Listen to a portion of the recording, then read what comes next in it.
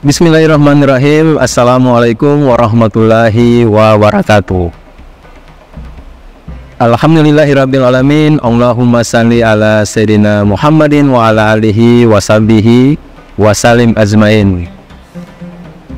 Alhamdulillah, kami dari Yayasan Rubatul Khairat Kota Ternate di bawah pimpinan Al-Habib Abdurrahman bin Kamil As-Sadaf. Sementara ini kami lagi membangun gedung pondok pesantren Rubatul Khairat Madrasah Al-Ulya yang sementara dibangun, ya. Gedung lantai 3. Kami sangat membutuhkan dana infak dan sedekah dari jamaah bapak-bapak dan ibu-ibu. Bagi yang mau berinfak untuk melanjutkan pembangunan gedung pondok pesantren, bisa ditransfer di rekening Bank Syariah Indonesia atas nama Yayasan Rubatul Khairat.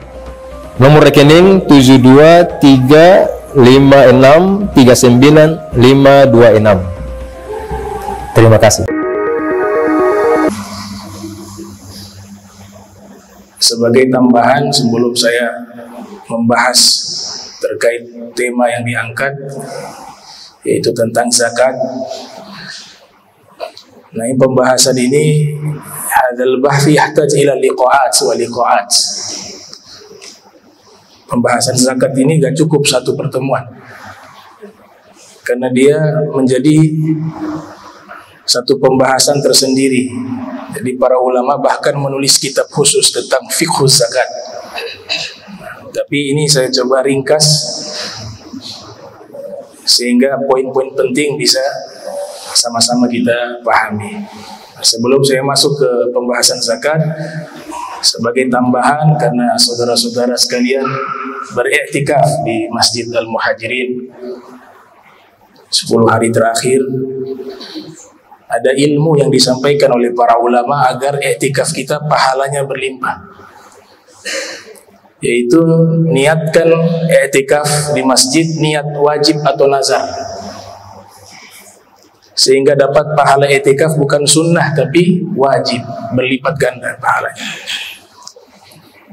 Jadi niatnya wajib atau nazar, statusnya menjadi fardu, sehingga pahalanya bukan pahala sunnah saja yang diraih tapi pahala wajib, dan itu akan dilipat gandakan.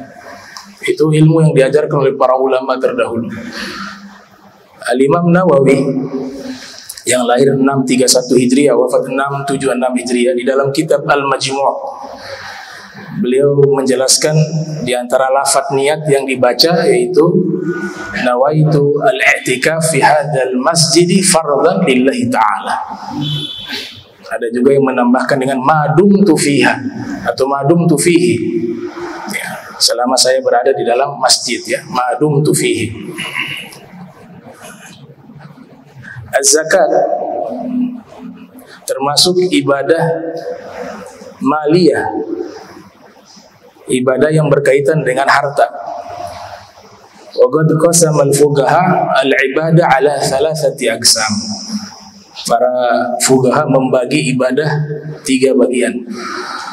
Yang pertama al-ibadah al-badaniyah, ibadah badan, kasolati wasaumi, seperti sholat, puasa, dinamakan dengan ibadah badan karena ketika kita beribadah, fisik kita yang kita gunakan untuk beribadah kepada Allah Subhanahu wa ta'ala. Yang kedua disebut dengan al-ibadah al-maliyah, ibadah harta. Apa maksudnya ibadah harta? Yaitu kita beribadah tidak menggunakan fisik, tapi ibadah kita kepada Allah menggunakan harta yang kita keluarkan. Kazakati, seperti zakat. Zakat kita ibadah keluarkan harta tanpa fisik.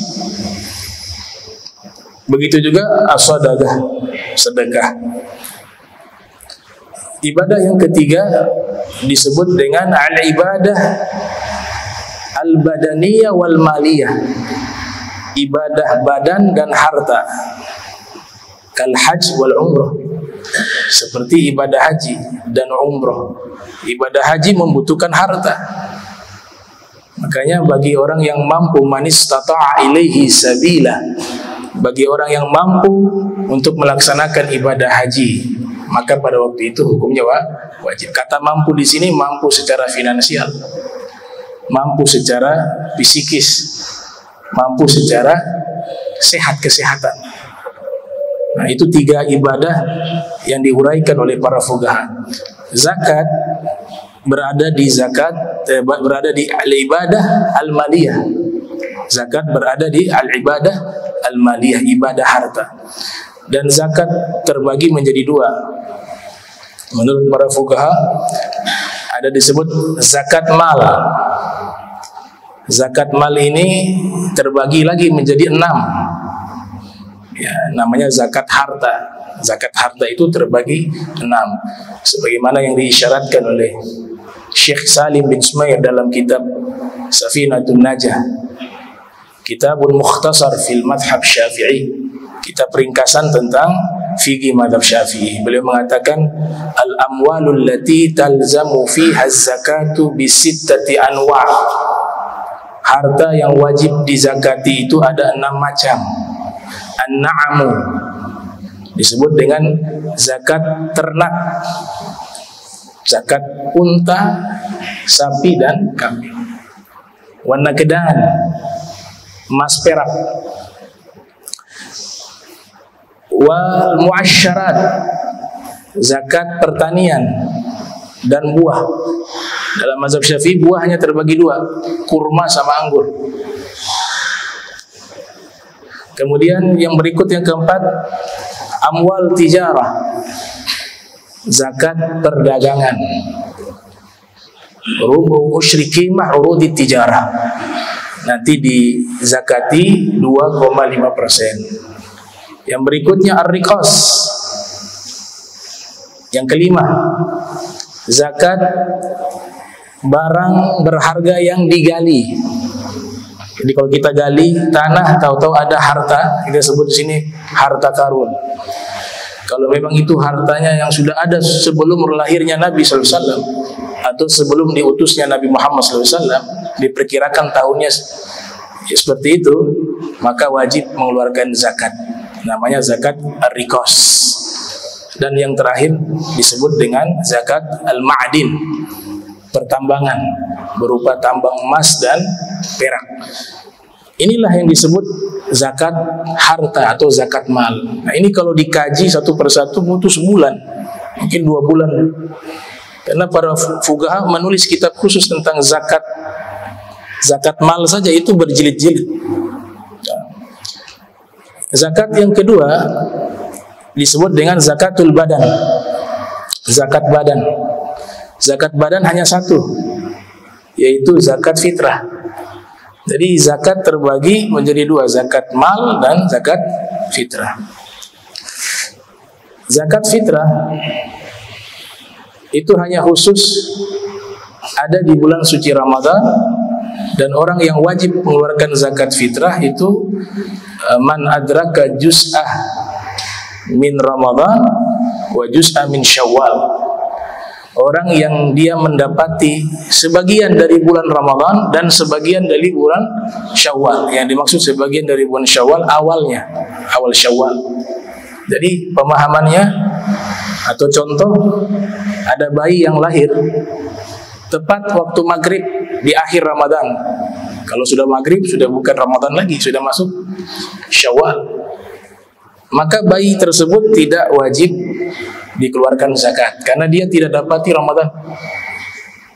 Atau ada orang meninggal, meninggalnya itu pas maghrib di akhir Ramadan, di awal Syawal. Orang meninggal ini tetap wajib kita keluarkan zakatnya. Dan zakat fitrah ini unik, yaitu kewajibannya anak bayi pun wajib dikeluarkan zakat, orang tua juga wajib. Orang miskin, standar miskin gak masuk dalam zakat fitrah, karena zakat fitrah itu wajib bagi orang yang punya makanan di hari raya Idul Fitri sehari semalamnya dan ada lebihnya itu zakat fitrah. Nah, itu tentang zakat fitrah. Kemudian secara bahasa, zakat fitrah dan zakat mal ya secara umum dinamakan dalam kitab fikih babuz zakah, bab zakat.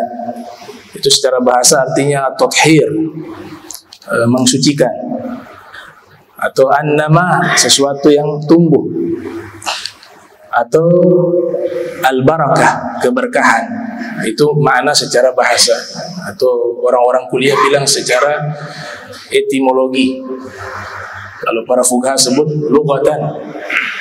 Nah, ini bisa dilihat keterangannya dari ulama pakar bahasa Arab. Ya, seperti Imam Ibnu Faris dalam kitab Miqyas beliau.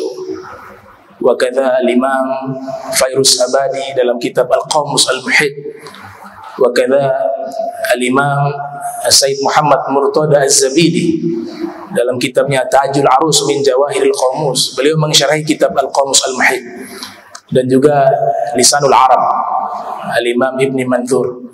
Nah, mereka menjelaskan makna bahasa zakat itu adalah at-tathhir, atau yang kedua disebut dengan juga al-barakah atau an-nama, sesuatu yang tumbuh atau berkah.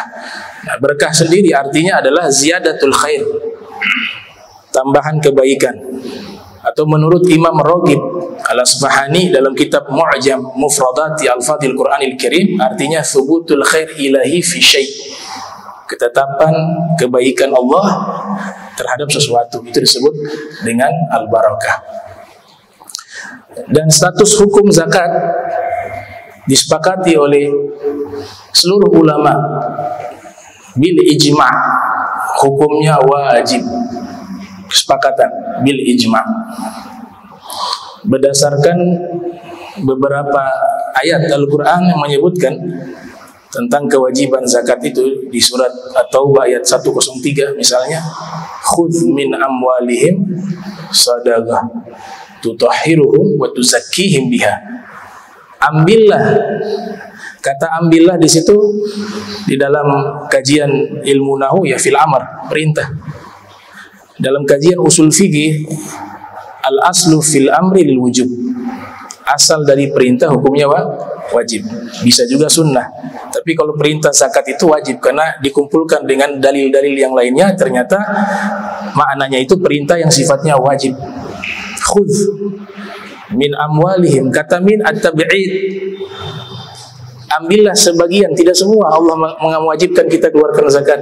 Jadi min di situ maknanya sebagian. Sebagian di sini kalau kaitannya dengan zakat perdagangan, contohnya itu kan 2,5%. Tapi kalau kaitannya dengan zakat pertanian bisa 5%, bisa 10%. Kaitannya dengan rikos, harta galian yang ditemukan 20%. Dan ada disebut dengan nisab. Nisab itu adalah ukuran wajib zakat. Jadi harta kita jika sudah mencapai ukuran namanya nisab, maka di saat itulah kita diwajibkan mengeluarkan zakat. Jadi harus hati-hati ketika ada orang tidak wajib zakat, jangan kita wajibkan mereka zakat, haram. Karena kita sudah mengadakan hukum baru.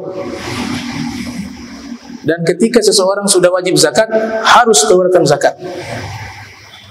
Nisabnya bervariasi karena di masa Rasul SAW standarnya menggunakan emas dan perak. Kalau kita merujuk ke Dr. Wahbah Zuhaili dalam kitab Fiqhul Islam wa Adillatuh, beliau sebutkan kisaran 85 gram emas. Pada saat itu sudah diwajibkan kita mengeluarkan zakat. Kalau 1 gram 1 juta, ya kurang lebih 85 juta. Emas kalau 1 gram 1 juta, 85 juta. Jadi pendapat ini juga saya ikuti karena standarnya lebih kecil sehingga kita harus keluarkan zakat. Ada yang 90 gram.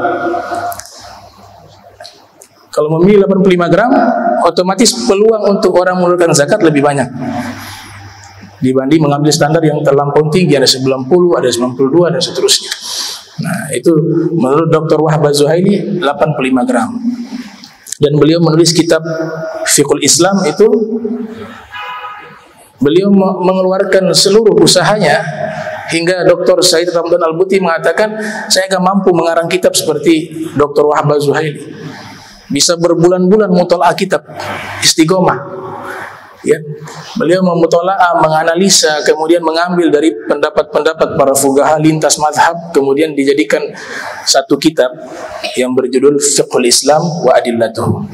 Kemudian ada yang namanya haul, perputaran 1 tahun. Jadi harta yang kita miliki nanti 1 tahun berikut dikeluarkan zakat, hitungan hijriah. Walaupun tidak semua zakat menggunakan haul ya. Ada beberapa zakat menggunakan haul, ada yang tidak. Seperti rikos itu tidak menggunakan haul. Karena ketika ditemukan hartanya, maka saat itu juga dia mengeluarkan zakat sekitar 20%. Wa fil hadis qala an-nabiy sallallahu alaihi wasallam, di dalam hadis Rasul bersabda, riwayat Ibnu Majah yang lahir tahun 209 Hijriah, wafat 273 Hijriah, di dalam sunannya, la zakata fi malin hatta yahul alaihi al-haul. Tidak ada zakat di dalam satu harta kecuali sudah mencapai 1 tahun. Nah, ini yang harus kita perhatikan, bahwa zakat mal tidak punya hubungan dengan bulan suci Ramadan. Yang punya hubungan dengan bulan suci Ramadan zakat fitrah. Artinya kalau ada orang memulai usaha dagang di bulan Sya'ban, maka dia akan wajib mengeluarkan zakatnya di bulan Sya'ban, bukan di bulan Ramadan. Jangan sampai dia menunda. Dia menunda bulan suci Ramadan, padahal mulai dagangnya bulan Sya'ban, dia kena dosa. Karena menunda-nunda zakat hukumnya haram. Kalau mungkin memulai usaha di bulan Syawal, masih ada kemungkinan namanya ta'jilu zakat, mengsegerakan zakat walaupun belum masuk ke bulannya, itu masih dimaafkan ya, karena dia mulainya Syawal sesudah Ramadan. Tapi kalau mulainya Sya'ban dan dia menunda mengeluarkan zakat malnya di bulan Ramadan, maka itu bisa menjadi haram. Nah, ini harus diperhatikan. Kita harus menghitung mulai kapan kita mulai berbisnis, sehingga nanti dari situlah kita keluarkan zakat di bulan tersebut. Hitungannya kalau pembahasan hukum agama Islam, standarnya menggunakan bulan Hijriah. Semua pembahasannya menggunakan bulan Hijriah. Sekarang kita dipermudah, setiap kalender ada Hijriahnya. Nah, jadi harus dihitung dan dicatat. Nah, ini dalil pertama ya, wajibnya zakat. Dalil kedua di surat Al-Baqarah ayat 43. Allah Subhanahu wa taala berfirman, "Wa aqimus salata wa atuz zakat wa aqimus salata wa atuz zakata warka'u ma'arrakiin." Dirikanlah salat, tunaikanlah zakat, dan rukulah kalian bersama orang-orang yang ruku. Nah, selalu di dalam Al-Quran ketika ada perintah sholat, setelahnya itu ada perintah zakat. Itu satu hal yang sudah lumrah di kalangan para mufassirun. Bahkan mereka memberikan istilah ya, sholat itu saudara kandungnya zakat, zakat itu saudara kandungnya sholat. Di mana ada sholat, di situ ada zakat. Kemudian ditutup dengan warka'u ma'arrakiin. Itu dalam ilmu balaghah disebut dengan majas mursal, artinya itlaqu juz'in wa iradatu kull, menyebutkan sebagian tapi maknanya keseluruhan. Artinya di situ ruku artinya salat. Allah sebutkan ruku tapi maknanya salat. Sebab ibadah di dalam agama Islam enggak ada posisi ruku. Adanya sujud sahwi, sujud tilawah. Enggak ada ruku tilawah, ruku sahwi. Ruku hanya ada dalam rangkaian salat. Dia tidak bisa menjadi ibadah yang independen. Makanya maknanya di situ adalah menyebutkan sebagian tapi maknanya keseluruhan. Baik. Dalil yang ketiga, ini yang paling kuat. Kalau tadi ayat Al-Quran sudah jadi referensi utama ya, dalam hukum Islam. Setelah itu sunnah, ijma' wal qiyas. Tapi dalam kitab sejarah tertulis, dan ini termasuk satu hujjah yang sangat kuat bahwa zakat itu hukumnya wajib. Al-Imam Ibnu Hajar Al-Haytami di dalam kitab Al-I'lam bi Qawati' Al-Islam yang lahir tahun 909 Hijriah, beliau mengatakan jika ada orang tidak mau menunaikan zakat karena mengingkari kewajiban zakat, maka hukumnya bisa kafir. Tapi kalau ada orang muslim tidak mau mengeluarkan zakat karena bakhil, karena kikir, maka hukumnya adalah dosa besar. Jadi antara kufur dan dosa besar. Sayyidina Abu Bakar Siddiq tercatat dalam kitab-kitab sejarah, Setelah wafatnya Rasulullah Sallallahu Alaihi Wasallam, banyak orang murtad yang tadinya Islam kemudian keluar dari agama Islam setelah wafatnya Nabi. Bahkan ada golongan yang tidak mau membayar zakat. Pada saat itu beliau kirimkan pasukan untuk memerangi mereka. Memerangi siapa? Orang-orang yang tidak mau membayar zakat. Sebagaimana yang diriwayatkan oleh Al-Imam Nawawi dalam kitab Riyadhus Shalihin, beliau mengatakan, wallahi la uqatilanna man farraqa baina sholati waz zakah. Demi Allah, saya akan perangi orang yang memisahkan antara sholat dan zakat. Nah, ini kalau tidak wajib tidak mungkin diperangi. Kenapa beliau perangi? Sebab ini satu kewajiban. Mani'uz zakah. Orang-orang yang tidak mau mengeluarkan zakat dianggap sudah melakukan satu pelanggaran besar, sehingga beliau memerintahkan sahabat-sahabat untuk memerangi orang-orang tersebut. Bahkan dalam kitab fikih bisa dibaca dalam kitab-kitab mutawalat, itu tertulis bahwasanya kalau ada orang tidak mau keluarkan zakat padahal dia mampu keluarkan zakat, maka hukumnya wajib pemerintah mengambil secara paksa. Setelah itu dihukum dia, ta'zir. Itu dalam koridor hukum Islam. Artinya ini satu kewajiban yang sangat fundamental di dalam agama Islam.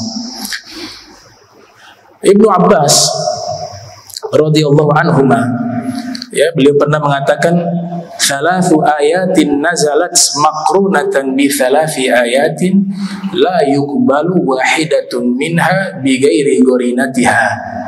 Ada 3 ayat yang Allah turunkan selalu terikat dengan 3 ayat lainnya, dan tidak akan diterima kecuali bersamaan dengan ikatannya.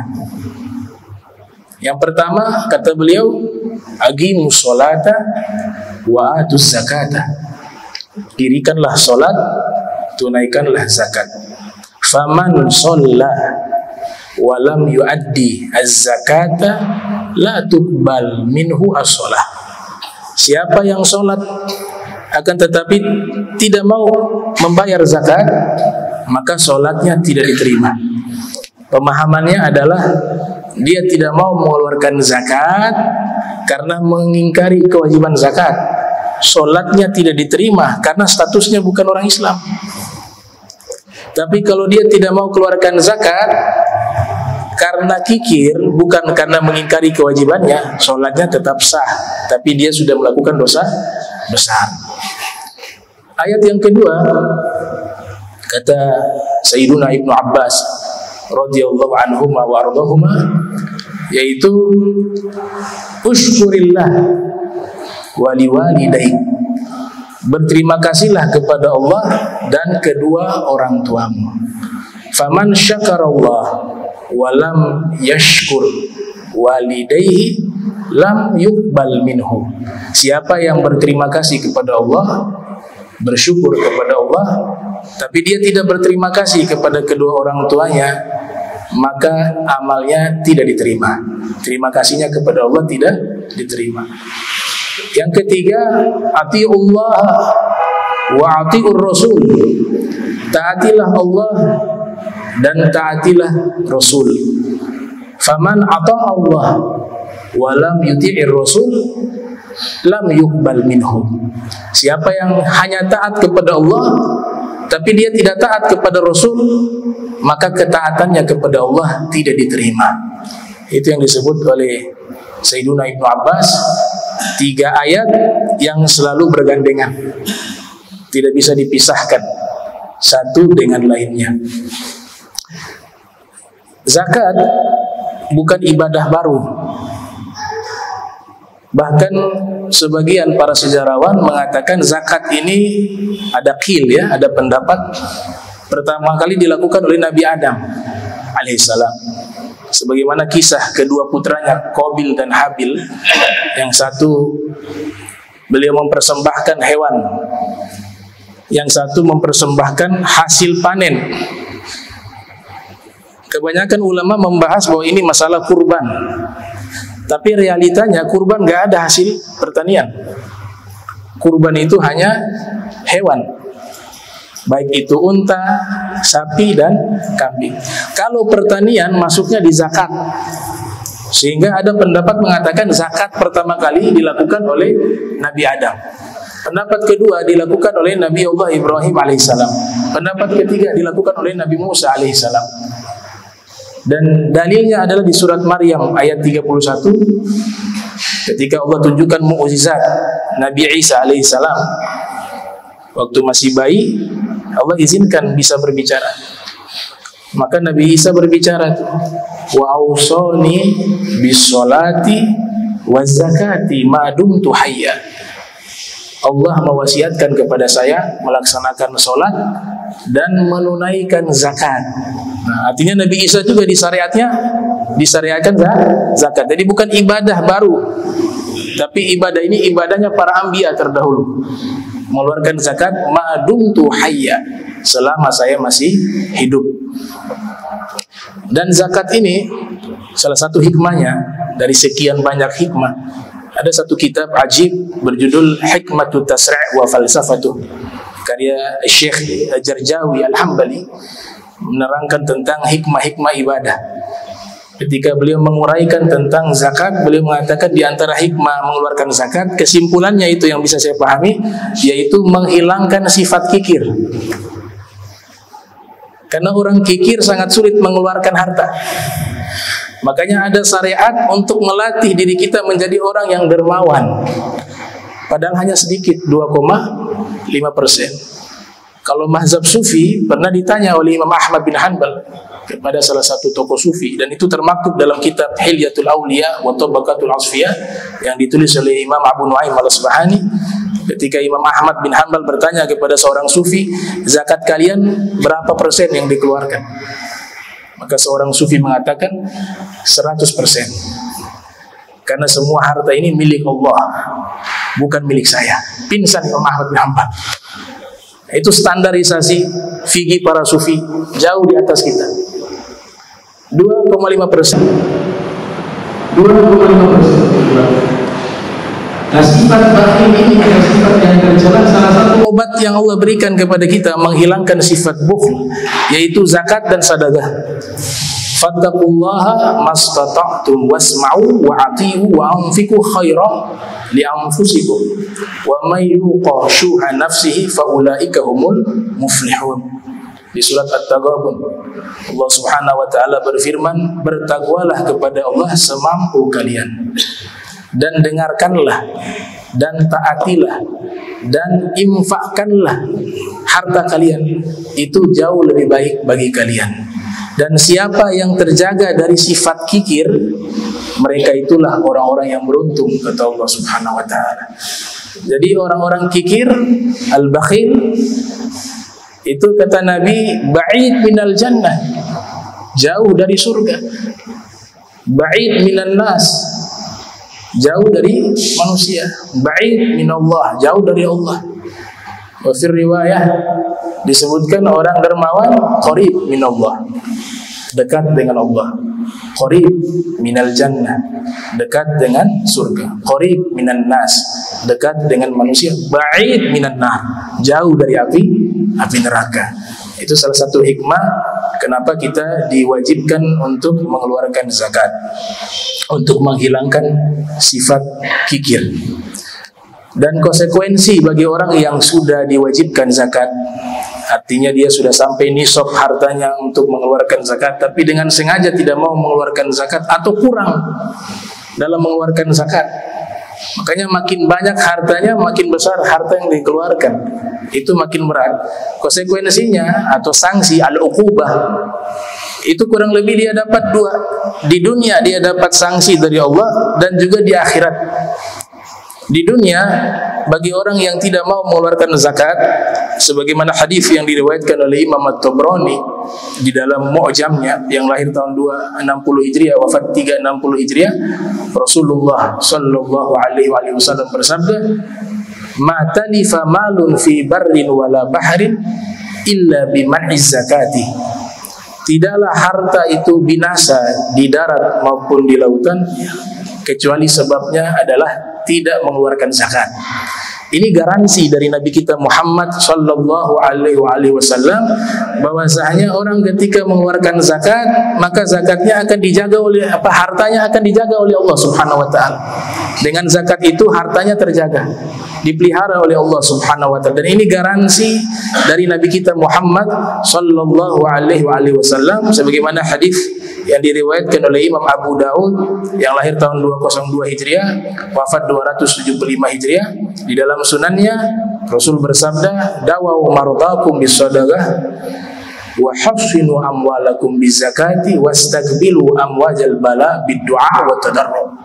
Yang artinya, obatilah orang-orang sakit kalian dengan sedekah dan jagalah harta-harta kalian dengan zakat, kata Nabi kita Muhammad sallallahu alaihi wasallam. Artinya sanksi di dunia, hartanya itu tidak akan berkah bagi orang yang tidak mau mengeluarkan zakat, dan hartanya akan binasa, akan hancur dengan kebakaran dan lain sebagainya.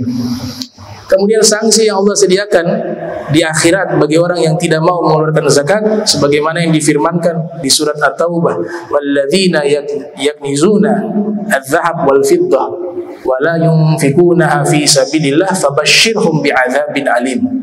Orang-orang yang menyimpan emas dan perak dan mereka tidak mau menginfakkan hartanya di jalan Allah, berikan kabar gembira pada mereka dengan azab yang pedih. Kata mufassirun seperti Imam At-Tabari yang lahir 224 Hijriah, wafat 310 Hijriah di dalam tafsirnya. Begitu juga menurut Imam Fakhruddin Ar-Razi yang lahir 544 Hijriah, wafat 606 Hijriah di dalam tafsirnya At-Tafsir Al-Kabir. Begitu juga disebutkan oleh Al-Hafiz Ibnu Katsir yang lahir 701 Hijriah, wafat 774 Hijriah di dalam tafsirnya. Mereka mengatakan makna yunfikunaha fi sabilillah di sini adalah mengeluarkan zakat. Jadi orang yang tidak mau mengeluarkan zakat diberikan azab yang pedih. Di dalam hadis Nabi Muhammad sallallahu alaihi wasallam diuraikan makna dari azab yang pedih bagi orang-orang yang tidak mau mengeluarkan zakat. Nabi sebutkan mereka diazab dengan apa? Besi panas kemudian digosokkan di punggungnya, di lehernya hingga tembus sampai ke lambung. Itu saking panasnya itu besi. Sebagian riwayat menyebutkan batu api neraka yang panas diletakkan di puting, kedua putingnya hingga meleleh. Itu adalah azab yang Allah berikan kepada orang-orang yang tidak mau mengeluarkan zakat. Bahkan di riwayat yang lain, ketika Nabi Isra wal Mi'raj di alam misal namanya ya, alam antara dunia dan akhirat. Jadi Allah berikan semacam alam perumpamaan kepada Nabi Muhammad SAW sehingga Nabi bisa melihat tuh masa depan ya, penghuni nerakanya Nabi lihat, orang-orang yang diazab Nabi lihat. Begitu juga surga, Nabi diperlihatkan surga itu di hadapan beliau. Ata'ala qaumin akbaluhum riqa'un wa adbaruhum riqa'un. Nabi bertemu dengan satu kaum. Kaum ini digembalakan seperti hewan di dalam neraka. Jadi mereka manusia tapi digembalakan seperti hewan. Kemudian ya'kuluna, mereka memakan ad-dori'. Ada makanan namanya ad-dori'. Ini menu makanan penghuni neraka. Apa itu ad-dori'? Itu ada di dalam Al-Qur'an di surat Al-Ghasyiyah. Laisa lahum ta'amun illa min dori' la yusminu wa la yughni min ju'. Artinya adalah makanan tersebut disediakan kepada penghuni neraka. Itu makanan mereka. Ad-dori' menurut Imam Fakhruddin Ar-Razi, juga Imam Al-Biqai dalam kitab Nazmud Durar fi Tanasubil Ayati Wasuwar, itu artinya adalah buah berduri yang mereka memang harus makan, penghuni neraka ini. Ketika dimakan, maka durinya ini menghancurkan organ tubuhnya yang di dalam. Ya, lebih dahsyat dari durian. Ya, durian saja sudah menakutkan. Ya, berduri. Ini makanan penghuni neraka. Dan mereka memakan bukan hanya itu, ada juga namanya az-zakum. Di surat Ad-Dukhan Allah Ta'ala jelaskan itu. Ya, inna syajarat az-zakum ta'amul athim kal muhli yagli fil butun kagalyil hamim. Itu menakutkan tuh. Bagaimana Allah sifati penghuni neraka makanannya zakum. Zakum adalah pohon yang ada buahnya. Buahnya ini makanan bagi para pendosa, kata Allah. Al-athim bentuk sighah mubalaghah, artinya banyak melakukan dosa. Bagaimana buah ini Allah sifati kal-muhli. Kal-muhli saya dapati dalam kamus karya Imam Al-Jurjani Itu artinya adalah durdur ya, durdiyu zaiti. Durdiyu zaiti, ampas-ampas minyak yang mendidih. Ketika dimakan, yagli fil butun, dia mendidih di dalam perut mereka yang makan. Kal galil hamim, seperti mendidihnya air yang sangat panas. Ini makanan yang Allah sediakan bagi penghuni neraka. Mudah-mudahan kita dijauhkan, ya, tidak dijauhkan dari api neraka, dimasukkan ke dalam surga tanpa hisab. Amin ya rabbal alamin. Allahumma adkhilna al-jannata bighairi hisab. Ya Allah, masukkanlah kami ke dalam surga tanpa hisab. Terakhir, problem terkait masalah zakat. Yang pertama, kaum muslimin masih banyak kaum muslimin yang kaya raya tidak mengeluarkan zakat. Ya, potensi zakat itu di Indonesia, dari informasi yang saya dapat dari Basnas, itu kalau dikeluarkan semua bisa mencapai 233,8 triliun. Itu yang diperkirakan. Mungkin bisa lebih daripada itu. Nah, jadi potensi zakat ini menjadi solusi bagi umat Islam, baik dalam masalah perekonomian, begitu juga dalam masalah pendidikan, dan juga memberantas kemiskinan bagi umat Islam. Kalau ini difungsikan, dimanage dengan baik. Ada konsep yang sangat baik. Dulu tahun 2009 kami membahas di Universitas ya Asy-Syafi'iyah di Jatiwaringin Pondok Gede. Termasuk saya juga diundang sebagai pemateri. Jadi kurang lebih buku ini saya pernah baca dan pahami, ya, karya ulama fikih kontemporer namanya Dr. Yusuf Qaradawi. Ada kitab beliau berjudul Fiqhuz Zakat, fikih zakat. Sebenarnya ini disertasi S3 beliau, disertasi doktor beliau, kemudian dicetak menjadi kitab. Itu ada satu konsep yang sangat menarik, yang sangat baik, yaitu beliau membuat satu konsep zakat ini menjadi harta zakat yang produktif. Maknanya apa? Jangan hanya setahun sekali ngasih begitu, tapi harus ada pembinaan bagi orang-orang fakir miskin di dalam ilmu dagang dan bisnis, sehingga mereka itu jangan hanya berpangku tangan. Agama Islam tidak mendidik umatnya menjadi mental pengemis. Banyak hadis yang melarang itu. Ya, jadi jangan tuh minta-minta THR itu. Ya, aib. Minta-minta ke orang aib. Di depan Allah mukanya ini luntur dagingnya, malu. Karena agama Islam tidak pernah mengajarkan umatnya itu meminta-minta. Bahkan spirit yang dibangun oleh Nabi kita Muhammad sallallahu alaihi wasallam di dalam hadis al-yadul ulya khairun minal yadi as-sufla. Al-Imam Al-Munawi mengatakan maknanya adalah al-mu'ti khairun minal mu'ta.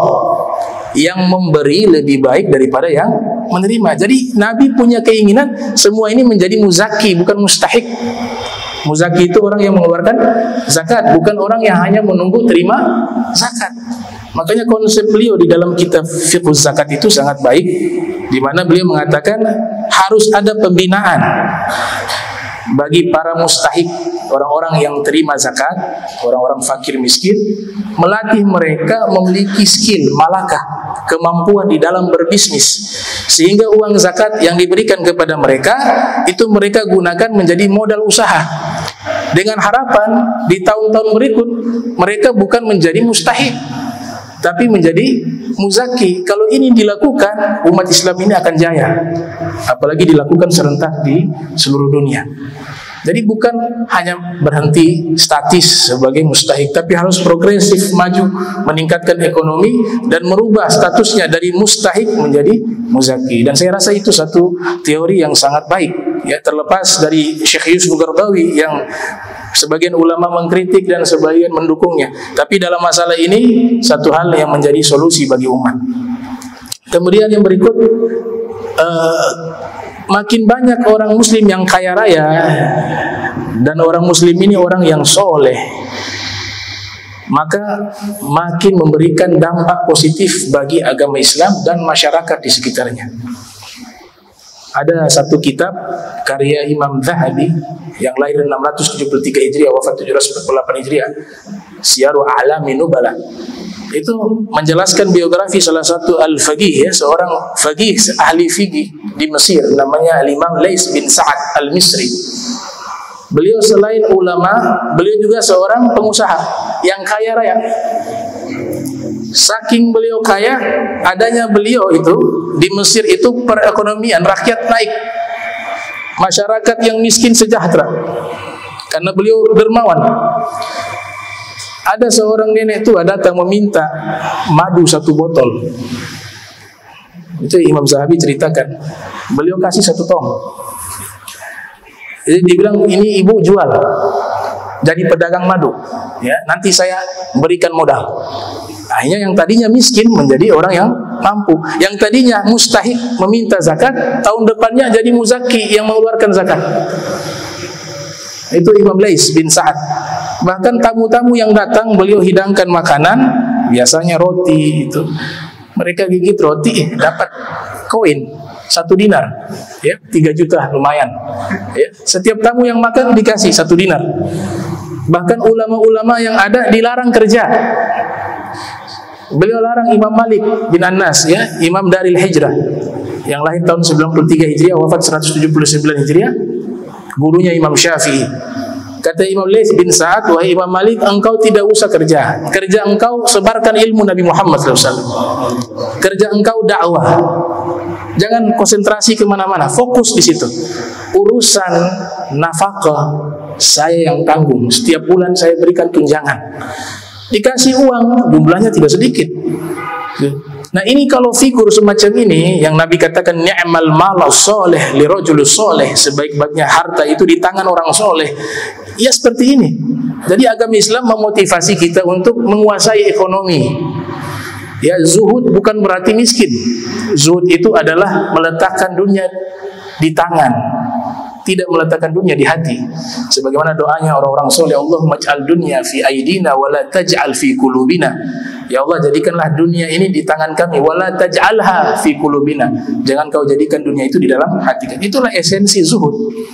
Nah, orang yang kaya raya dan dermawan itulah zuhud. Orang miskin belum tentu zuhud. Tiap hari menghayalnya pengen kaya, ya, tapi ibadah ditinggalkan. Semangat dakwah tidak ikut membangun agama Islam, ya bukan zuhud.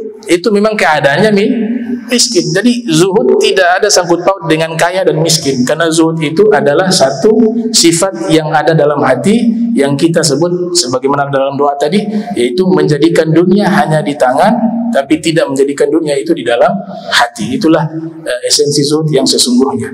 Makanya Imam Lais bin Sa'ad, sekalipun beliau kaya raya, tapi tidak pernah mengeluarkan zakat. Kenapa? Karena hartanya gak sampai nisab. Saking dermawannya, bayangkan tuh. Jadi kalau kita prediksi mungkin hartanya di bawah 85 juta setiap tahunnya. Karena harta yang beliau miliki itu beliau gunakan, beliau bagikan, beliau sedekahkan, membantu para ulama, membantu kaum fukara, membangun perekonomian ummah dengan hartanya, sehingga setiap tahun, kata Imam Zahabi, beliau tidak pernah wajib mengeluarkan zakat karena hartanya pasti kurang dari nisab. Nah, itu luar biasa. Zaman terdahulu juga ada seorang raja Mali namanya Mansa Musa. Ini seorang raja asal Mali, Afrika, dan tercatat sebagai orang terkaya di dunia sepanjang masa. Sampai sekarang belum ada yang pecah rekor beliau, kekayaan beliau. Ya. Kemudian Nabi Sulaiman alaihissalam juga termasuk. Itu beliau waktu datang ke Mesir, begitu juga ke Tanah Suci, sumbangan beliau untuk membangun ekonomi kaum muslimin tidak tanggung. 1 ton emas disumbangkan gratis, gak ada bunga, kemudian gak ada kembali, dikasih secara cuma-cuma. Akhirnya pada waktu itu Mesir yang dalam keadaan krisis ekonomi, ketika disumbang itu hampir 500 kg, ofir riwayat hampir 1 ton, saat itu langsung ekonominya inflasi, ya, meningkat.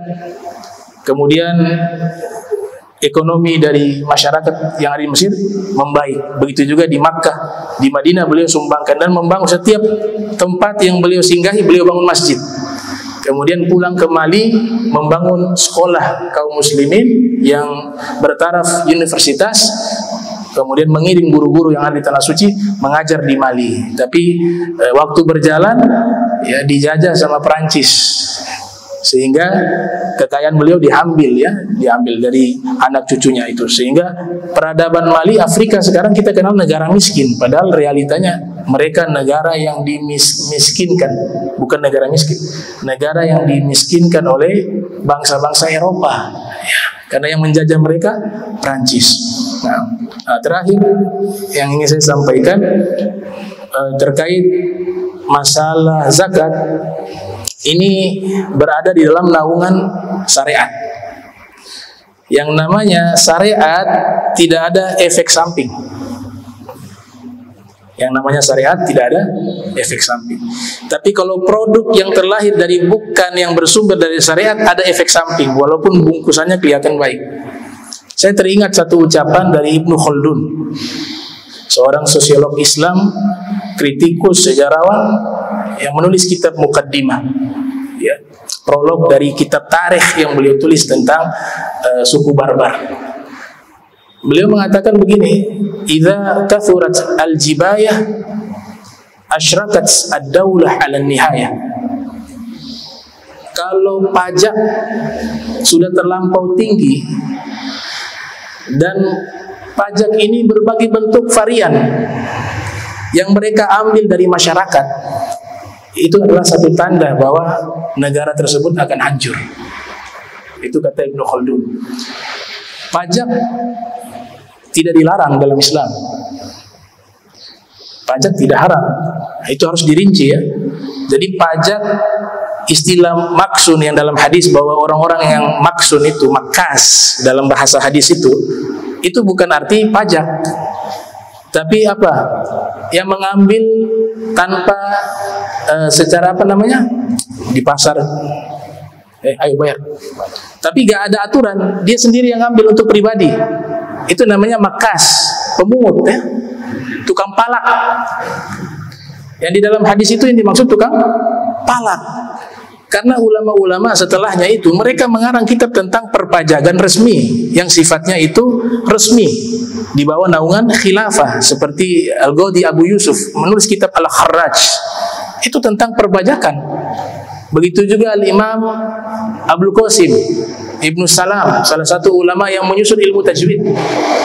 Beliau seorang pakar ekonomi juga, menulis kitab Al-Amwal, kitab yang mengatur tentang manajemen mengelola ekonomi suatu negara. Dan di situ ada istilah jibayah. Jibayah itulah yang istilah nanti pajak secara resmi. Jadi pajak secara resmi tidak haram dengan catatan, ada catatan.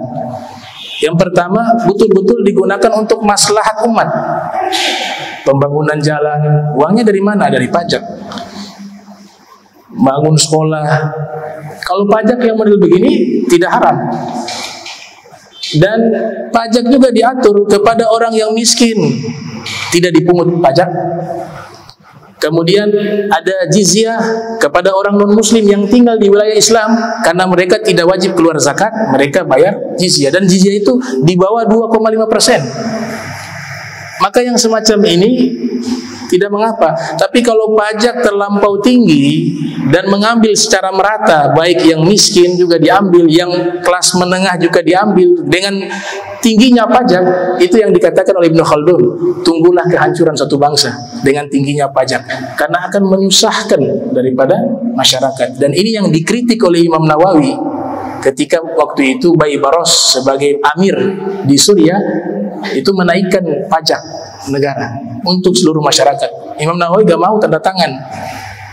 Karena kenapa? Imam Nawawi mengatakan harusnya yang pertama pejabat-pejabatnya dulu. Mereka yang punya harta begitu banyak, kenapa yang diminta harus rakyat kecil? Kalau mereka semua sudah mengeluarkan harta mereka disesuaikan dengan kekayaan mereka dan digunakan untuk maslahat, kalau ada kurang baru masyarakat kecil membantu. Itu konsep pajak versinya Imam Nawawi. Nah, jadi itu kaitannya bahwa zakat adalah solusi ya bagi ekonomi umat Islam, dan satu kewajiban yang gak boleh ditinggalkan. Hukumnya wajib, baik zakat fitrah maupun zakat mal. Ya, mudah-mudahan bisa bermanfaat. Kurang lebihnya wa lakum minkum. Wassalamualaikum warahmatullahi wabarakatuh.